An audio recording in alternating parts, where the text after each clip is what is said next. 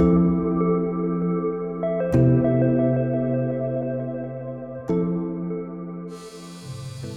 right, Trip here with Apparent Wins. So today we're going to show you a little video on how to caulk your teak decks.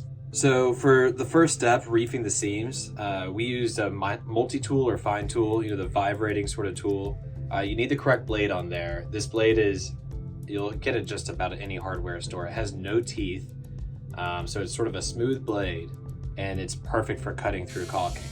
You want to use this blade and follow either side of the seam on either side of the caulking, the original caulking line, and it detaches it from the wood on either side.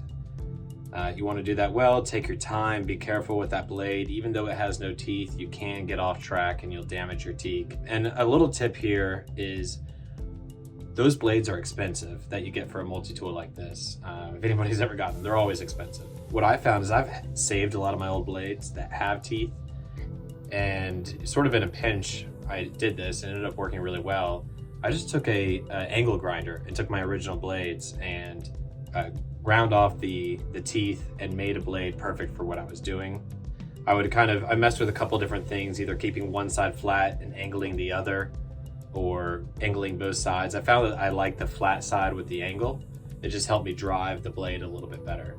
I also found that my favorite blade to use was one of those sort of half circle blades, that are rounded all the way across, a nice radius. That was really nice because you don't want hard edges on your blade. I'd even recommend if you get a blade that new and it has squared off edges, I'd round those off with a grinder if you can. So that's step one, reef your seams. You're gonna use the multi-tool, and then you're gonna come back with a reefing tool. We used a reefing tool that we got from Teak Decking Systems. That's who designed our decks. That's the kind of caulk we had, Teak Decking Systems caulk.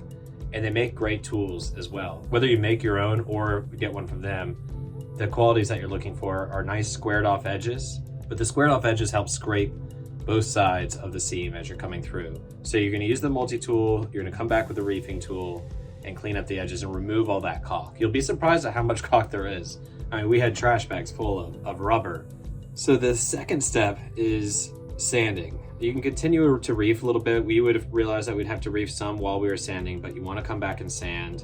We used about 20 to 40 grit sandpaper. And again, we used a tool from Teak Decking Systems that was basically a sanding block with a metal edge that was adjustable. You could adjust the height of the metal edge that would follow the seams, and some sticky sandpaper that we got from them as well, that we could put on that metal edge and sand the inside of the seams. What you're looking for here is to continue to remove any excess caulking that you can, and also to scrape up the edges of the seam. So that second step is sanding and just making sure you kind of get things clean and scuffed up. All right, so the third step in the order that we did this, after we reefed and we sanded, we then sanded the decks themselves. This might seem counterintuitive or might not make sense, but I'll sort of explain it. Basically, I thought we would sand very last and that's it. And that way any extra caulk that we got on the decks and the extra damage we had, we'd sand right off.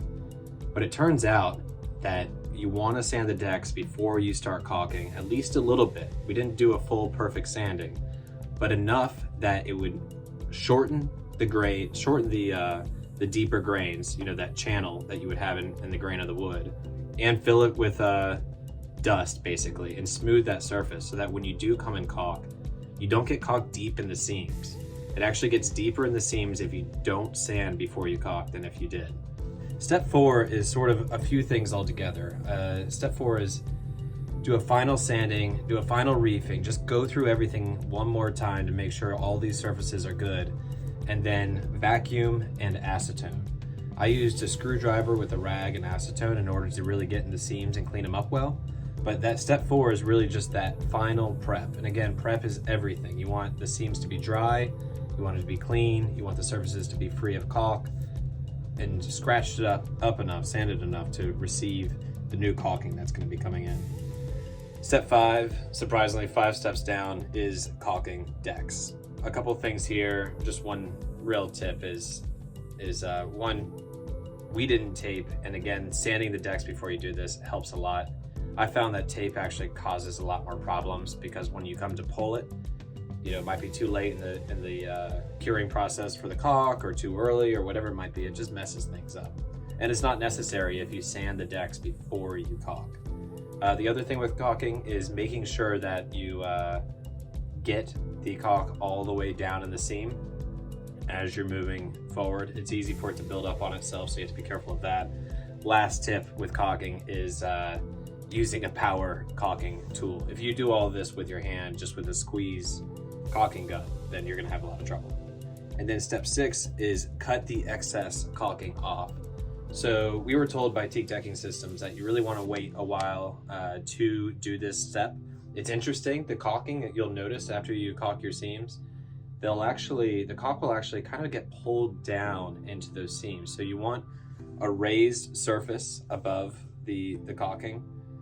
You want that caulking to stick out of the seam. And then we used a knife or a putty knife, or I even used a paint mixing stick to flatten that surface, and you'll see that in the process. But then, basically it will suck down.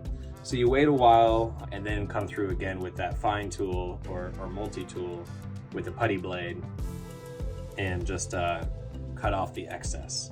Once you get the excess off, step 7 is a final sand.